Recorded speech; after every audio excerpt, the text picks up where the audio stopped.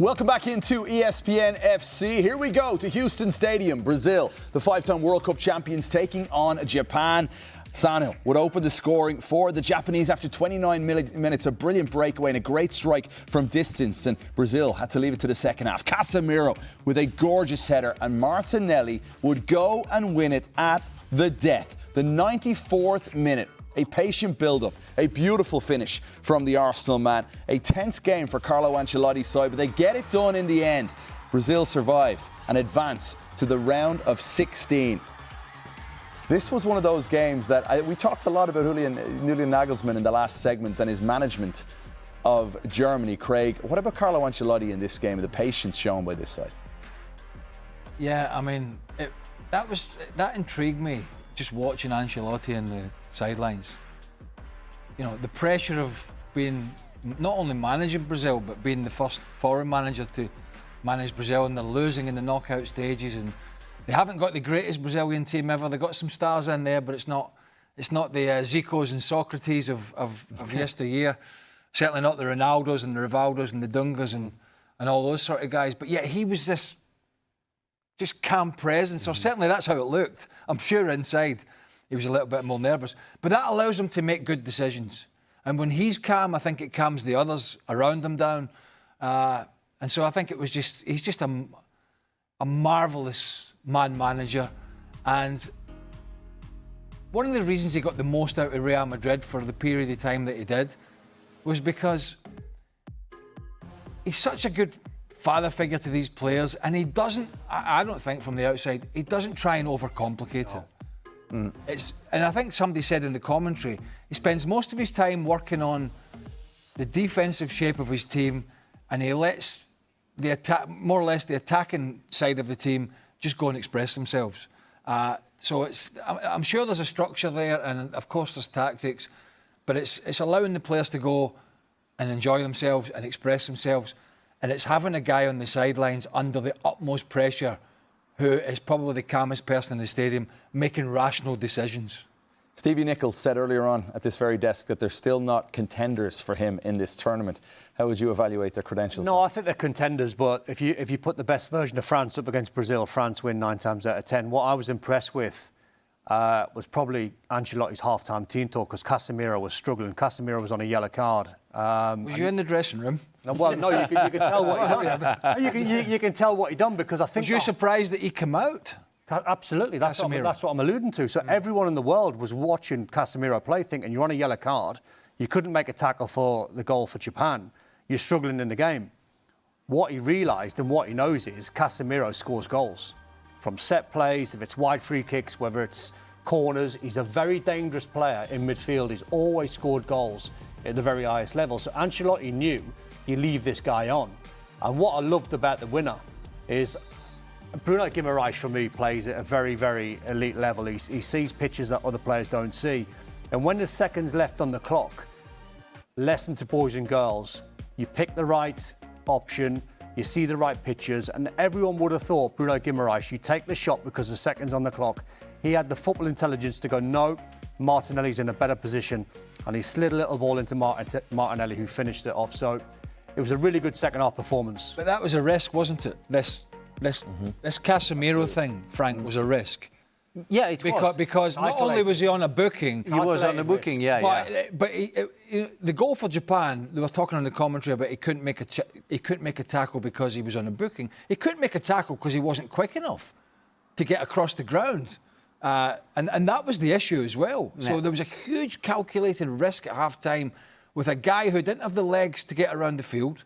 He was on a booking, but as Don said, he's a threat from these set pieces, and the risk paid off. I think Ancelotti earned the listening of the others and the players, and I'm pretty sure I wasn't in the dressing room like Don, but I'm pretty sure he talked to Casemiro. He said, "Listen, I don't want you to leave the field with the red card. So be careful, pay attention on what you do defensively. Just get back in position, but I need you offensively. I'm pretty sure he said that. And players, they listen to a guy like that. He's like the wise man of a village, you know. Yeah. So and he earned that because throughout all his career, he did the right, got the right decisions, and that's what it is. And today it made a difference. Comparing the first half with the second half, when they came back from the dressing room, something happened. Even the influence of Endrick in the game was tremendous. Jürgen, Carlo Ancelotti, I've heard you on this show many times speak about your admiration for Carlo and your friendship. How did he influence this game for you? Well, it's his philosophy is all man management. So he only thinks about how do I get the most out of my players and how do they match up the best possible way. That means, if I have Casemiro with his downsides, how can another player kind of cover his downsides and so he can show his upsides. So he always trying to kind of put the pieces together in his puzzle that one helps the other one. And obviously his calmness and his experience is second to none. So he empowers his players. And this, I think, especially for the culture in Brazil, where they want to express themselves, they want to attack, they want to play the jogo bonito. It is very, very important to let them, like Greg said, to let them go and do their things. And I think he fits that environment perfectly. And that's why he was so successful at Real Madrid with all these Galacticos of players, because he just let them do their thing. He puts them into obviously a fantastic tactical shape. He's trying it. That doesn't work every time, but most of the time. And then he makes sure that everybody covers each other. And I think this team will only grow. It will only get better the more games they are now into this tournament. And obviously you see now how the bench is celebrating with it, how Neymar is getting ready. Maybe I come on, maybe not. And it seems like that the chemistry is just getting better and better for this Brazilian side. So obviously they are not on their top level yet, but they're on a good path. Jürgen mentions Neymar, Craig. If you don't use him in a game like this, when you need a goal late on, and a Japanese side that are sitting back, when are you going to use him? Good question. He came on in the previous game. I think it was the previous game. Looked like a player who was in Scotland. his 30s. Scotland game. Was it the Scotland game? Yeah. Looked like a player who had been injured for a long time. I don't know. I think. Listen, the one thing, Kev, that's never been beaten is father time, and you hate saying it about great players like Neymar, but he's going to get minutes when Brazil are 2 or 3-0 up, or there's 15 minutes left on the clock, and you're not winning, and you've got to roll the dice and throw him on. In a game like that, where it was destined to probably go to extra time, it wouldn't have been the right time to bring him on, because you've got the whole of extra time to play. When you're not in possession, you're carrying them a little bit. So they scored at exactly the right time. So he'll get minutes when they're comfortable in the game. That's but will they be at that stage when they progress in the competition? And when I saw him come on, and thanks for reminding me, it was that game against Scotland. I looked at him and I thought, you don't look like a guy that Ancelotti's going to go to in a time of need. Because of his fitness and because of his lack. The thing is, what an impact Martinelli made here. As you look at the late game-winning goals here, World Cup knockout stage games, remarkable to think that this is the latest, equaling Francesco Totti. What an impact he had. I mean, we're talking about it for a reason. Carlo Ancelotti is arguably, he's absolutely one of the greatest managers of all time, and the influence I think was there for all to see today. Martinelli seemed the right pick. Yeah. So you can say it's a little bit of a luck, and you don't really plan it. But you know that Martinelli can bring something if he's at 100%. He can bring something special. But I think Don talked about it. The cleverness of Bruno Guimaraes on that matter was fantastic. Where he could have shot, and many striker would have taken the chance.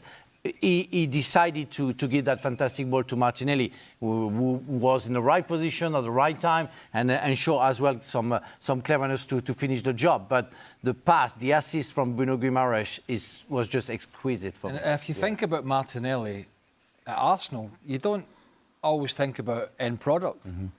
You think about a player that sometimes rushes that final shot or final pass or final cross because he's doing things too quickly.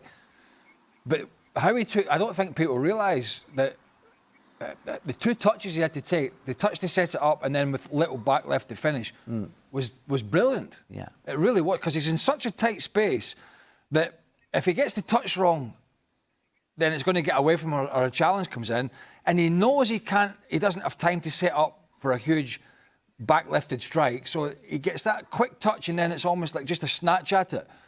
And a really difficult skill, particularly at that stage in the game, and with that kind of pressure on, it was brilliant. And the man in the match at that point was Zion Suzuki, the goalkeeper, 23 years of age, who plays for Parma. He was absolutely brilliant. 4 saves in the game, gets a fingertip on it, but Martinelli scores, meaning Brazil advance to the round of 16. They'll face the winner of the Ivory Coast and Norway. Scotland are still in. Scotland are still in.